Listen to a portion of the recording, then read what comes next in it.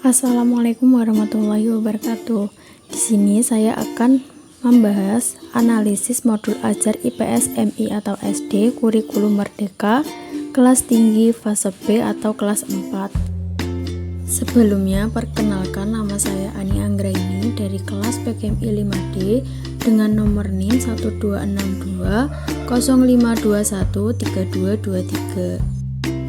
Informasi umum, identitas modul, penyusun Ani Anggraini, instansi SDIT Al-Mubarak, tahun penyusun 2023, jenjang sekolah MI atau SD, mata pelajaran IPAS, fase atau kelas B4, topik magnet sebuah benda yang ajaib, alokasi waktu 45 menit. B. Profil pelajar Pancasila. 1. Beriman, bertakwa kepada Tuhan Yang Maha Esa dan berakhlak mulia. 2. Berkebinekaan global. 3. Bergotong royong. 4. Mandiri. 5. Bernalar kritis. Dan 6. Kreatif. C. Sarana prasarana, sumber belajar, buku guru dan siswa IPAS kelas 4, LKPD, internet, dan lain-lain.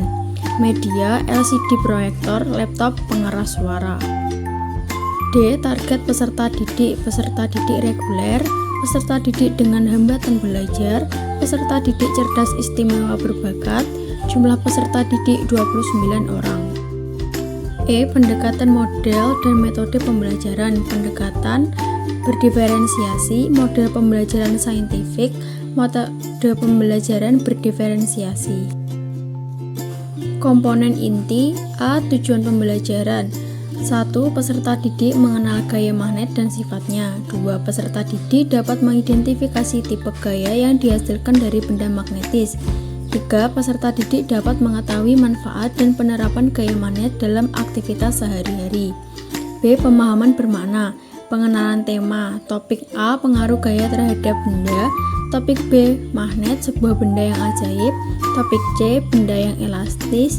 Topik D. Mengapa kita tidak melayang di udara, dan proyek pelajar. C. Pertanyaan pemantik, pengenalan topik bab 3. Pertama, apa itu gaya? 2. Apa pengaruh gaya terhadap benda?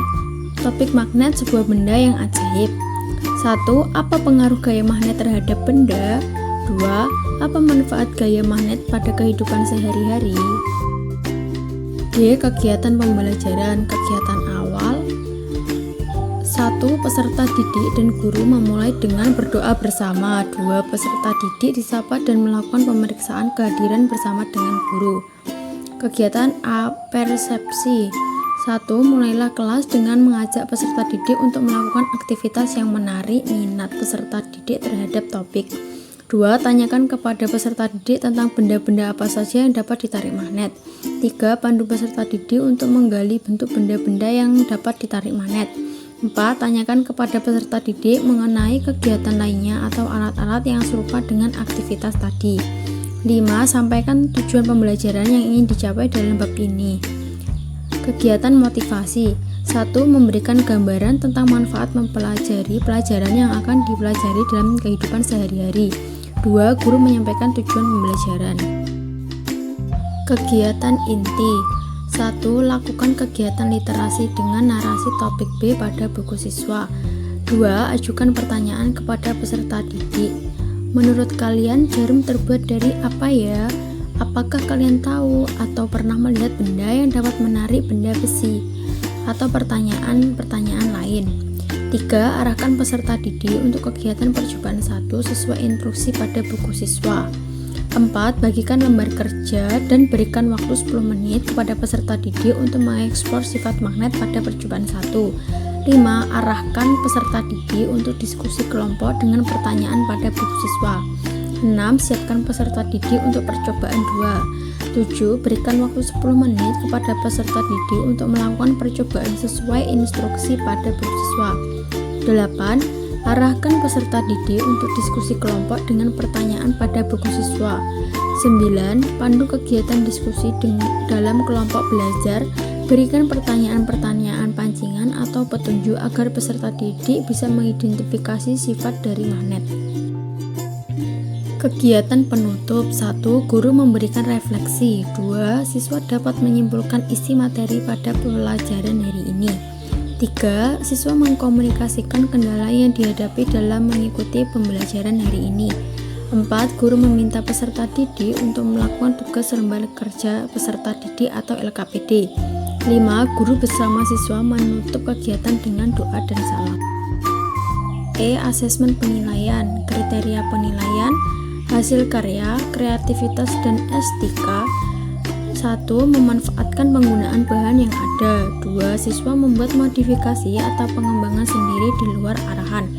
3. Tampilan produk menarik, rapi, dan tersusun dengan baik. Yang terakhir, penyelesaian masalah dan kemandirian. Dan yang terakhir yaitu kegiatan pengayaan dan remedial. Pengayaan peserta didik dengan nilai rata-rata dan nilai di atas rata-rata mengikuti pembelajaran dengan pengayaan. Remedial diberikan kepada peserta didik yang membutuhkan bimbingan untuk memahami materi atau pembelajaran mengulang kepada siswa yang belum mencapai CP. Sekian video pembelajaran dari saya. Apabila ada kurang lebihnya, saya mohon maaf yang sebesar-besarnya. Wabillahi taufik wal hidayah. Wassalamualaikum warahmatullahi wabarakatuh.